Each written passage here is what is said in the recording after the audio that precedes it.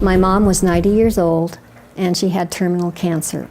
And when the pain became unbearable, she was able to die peacefully at home, surrounded by her family. Because this was legal in Oregon, because of the Death with Dignity Act, this was not lonely and not scary.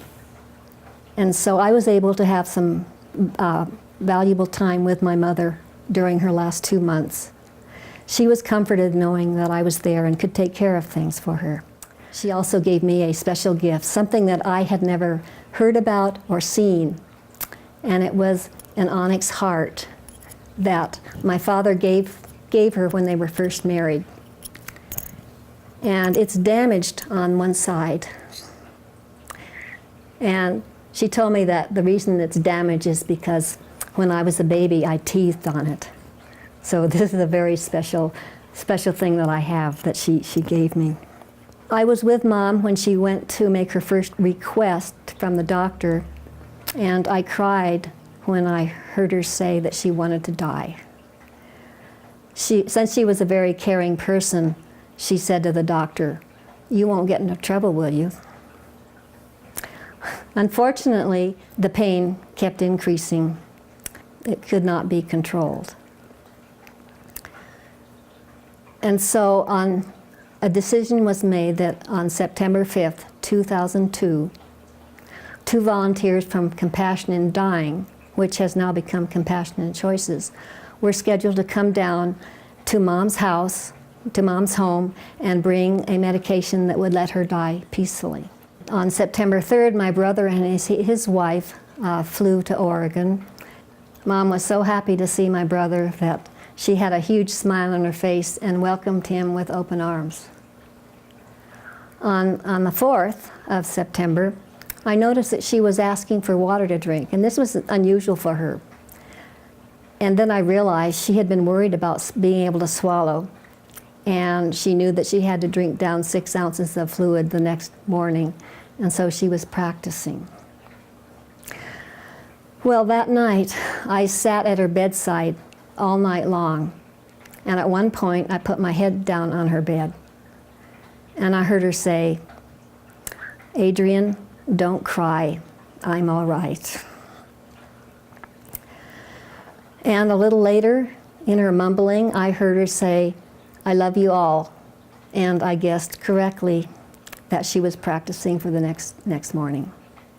And I also heard her say something about death.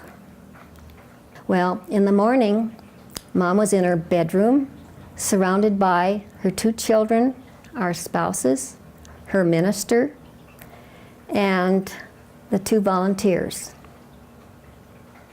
I forgot to mention that earlier her minister had come to visit her to help prepare for a memorial service for her. My sister-in-law said to Mom, "Thank you for giving me Tim."